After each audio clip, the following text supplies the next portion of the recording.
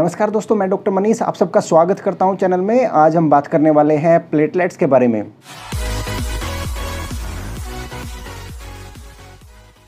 अब से 4-5 साल पहले जो है प्लेटलेट्स के बारे में ज़्यादातर लोग नहीं जानते थे, लेकिन हमारे देश में एक बार डेंगू फीवर बहुत ज़्यादा तेज़ी से फैला और बहुत ज़्यादा बड़े स्केल पर उस समय फैला था।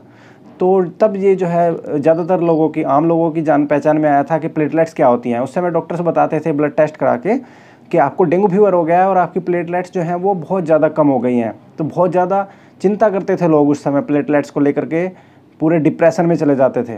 तो उसी प्लेटलेट्स के बारे में बात करेंगे। प्लेटलेट्स का रोल हमारे शरीर में क्या होता है। देखिए, प्लेटलेट्स जो होती है वो ब्लड का ही एक कंपोनेंट होती है, एक पार्ट होती है, ब्लड का हिस्सा होती है। प्लेटलेट्स का जो मुख्य काम होता है शरीर में वो ब्लड को बहने से रोकने का है। सपोज किसी को कोई इंजरी हो जाए, कोई चोट लग जाए, कोई कट लग जाए, तो वहाँ पर जाकर के प्लेटलेट्स इकट्ठा होती हैं और फाइब्रिन का क्लोट बना करके ब्लड को बहने से रोकती हैं। तो ये मुख्य काम होता है प्लेटलेट्स का।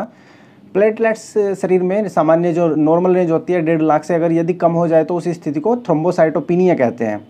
अब प्लेटलेट्स यदि कम हो जाए तो क्या उसमें जान का खतरा हो जाता है? जी हाँ, बिल्कुल निश्चित रूप से जान का खतरा हो जाता है। कैसे हो जाता है मैं बताता हूँ आपको। बेसिकली जब प्लेटलेट्स ज़रूरत से ज़्यादा कम हो जाते हैं उस समय शरीर में कहीं से भी खून बह सकता है। सपोज किसी को आंतों से खून निकल सकता है तो उसको खून की उल्टियाँ लग सकती हैं। नॉर्मल स्थिति में क्या होता है, जिस स्थान से भी ब्लीडिंग शुरू होती है प्लेटलेट्स वहाँ पर जाकर के इकट्ठा हो जाती हैं, खून का क्लोट बना देती हैं। लेकिन यदि किसी के शरीर में प्लेटलेट्स की संख्या ऑलरेडी कम है, बहुत ज़्यादा कम है, तो उस स्थिति में जिस जगह से ब्लड का रिसाव होगा, खून का बहाव होगा, उस जगह पर प्लेटलेट्स जाकर के नई थक्का बना पाएंगी। तो ये चिंता रहती है उस समय। इसलिए जब भी प्लेटलेट्स कम होती है तो डॉक्टर्स कहते हैं कि आप ब्रश वगैरह भी मत करो, कहीं आपको गम्स से भी ब्लीडिंग ना शुरू हो जाए। अब दूसरा बड़ा प्रश्न आता है कि यदि किसी के शरीर में प्लेटलेट्स की संख्या जो है सामान्य से, नॉर्मल रेंज से ज़्यादा हो जाए तो उस स्थिति में क्या चिंता होती है, क्या उसमें अच्छी बात है या बुरी बात है? तो ये निश्चित रूप से बुरी बात है, क्योंकि ये अननेसेसरी क्लोटिंग को कर सकती है। यानी कि आपके शरीर में खून के थक्के बन सकते हैं और ये खून के थक्के खून में बहते हुए कहीं भी जाकर के फंस सकते हैं। यदि वही खून का थक्का बहता हुआ ब्रेन में जाकर के किसी नस को ब्लॉक कर दे तो उस स्थिति को स्ट्रोक बोलते हैं, अथवा बोलते हैं पैरालिसिस हो जाता है। और यदि यही क्लोट बहता हुआ खून में हार्ट में जाकर के किसी नस में फंस जाए तो हार्ट अटैक कर देता है। तो जब प्लेटलेट्स की संख्या नॉर्मल रेंज से ज़्यादा बढ़ जाती है उस स्थिति में डॉक्टर्स एंटीप्लेटलेट्स थेरेपी, एंटीप्लेटलेट्स दवाइयों का प्रयोग कराते हैं। एंटीप्लेटलेट्स दवाइयों का प्रयोग जिन लोगों को हार्ट अटैक होता है या जिन लोगों के दिमाग की कभी नस बंद होती है उन लोगों को नॉर्मल रूटीन में भी डॉक्टर्स एंटीप्लेटलेट्स दवाइयाँ खिलाते रहते हैं। अब जैसे कि मैंने बताया था, प्लेटलेट्स जो होता है वो ब्लड का एक कंपोनेंट है, उसका एक घटक द्रव्य है। तो हमें थोड़ी सी ब्लड के बारे में भी जानकारी होनी चाहिए। तो बेसिक सी बात करते हैं। ब्लड के मुख्य रूप से 4 घटक द्रव्य होते हैं, 4 कंपोनेंट होते हैं। एक होता है plasma, white blood cell, red blood cell और प्लेटलेट्स। प्लेटलेट्स के बारे में मैं आपको बता चुका हूं। अब बात करते हैं प्लाज्मा के बारे में। ब्लड का जो लिक्विड कंपोनेंट होता है उसको प्लाज्मा बोलते हैं और प्लाज्मा कई चीज़ों का मिक्सचर होता है, जिसमें आता है वाटर, साल्ट, शुगर, प्रोटीन और फैट।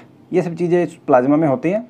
प्लाज्मा का मुख्य काम जो होता है ब्लड के अंदर जो सेल्स होती हैं उनको एक स्थान से दूसरे स्थान तक लेकर के जाने का। इसके अलावा जो वेस्ट प्रोडक्ट्स होते हैं या फिर जो न्यूट्रिएंट्स होते हैं उनको भी एक जगह से दूसरी जगह ट्रांसपोर्ट करने का काम। जो हार्मोन्स होते हैं हमारे शरीर में, ये कोई केमिकल मैसेंजर्स होते हैं, उन चीज़ों को भी एक जगह से दूसरी जगह प्लाज्मा के साथ वो ट्रैवल करती हैं। अगला कंपोनेंट है आरबीसी। तो आरबीसी जो होते हैं रेड ब्लड सेल। ब्लड के अंदर जो सेल्स होती हैं उनमें सबसे ज़्यादा आरबीसी होती हैं और हमारे ब्लड का जो लाल रंग होता है वो आरबीसी के कारण ही होता है। आरबीसी का प्रोडक्शन एरिथ्रोपोएटिन के द्वारा कंट्रोल होता है। एरिथ्रोपोएटिन एक प्रकार का हार्मोन है जो किडनी से निर्मित होता है, किडनी से बनता है। जिन लोगों को पुरानी किडनी की डिजीज़ होती है, जो सीकेडी के पेशेंट होते हैं, उनके शरीर में एरिथ्रोपोएटिन का निर्माण किडनी बीमार होने के कारण जो है बंद कर देती है।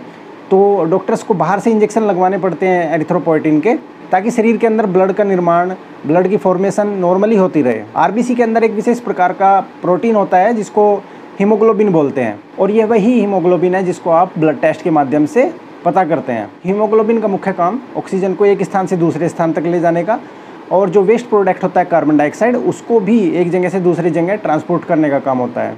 और आरबीसी जो लाल रंग की दिखाई देती हैं वो हीमोग्लोबिन के कारण दिखाई देती हैं। दोस्तों, अगला जो कंपोनेंट है वो है WBC, वाइट ब्लड सेल। इसका मुख्य काम हमारे शरीर में इन्फेक्शन से बचाने का होता है। जो ब्लड का टोटल वॉल्यूम होता है उसमें ये बहुत ही कम, केवल 1% की मात्रा में होते हैं। वाइट ब्लड सेल की अलग अलग वैरायटी हैं और WBC का जो मोस्ट कॉमन टाइप है वो न्यूट्रोफिल है और ये 55 से 70% के बीच में होते हैं। इसका काम इमीडिएट रिस्पॉन्स करना होता है। जैसे ही शरीर के अंदर कोई इन्फेक्शन प्रवेश करता है, कोई भी वायरस या कोई भी बैक्टीरिया, तो इमीडिएट रिस्पॉन्स जो होता है वो न्यूट्रोफिल के द्वारा दिया जाता है। इसके अलावा दूसरा जो प्रकार है वो लिम्फोसाइट्स हैं और ये टी और बी प्रकार की होती हैं।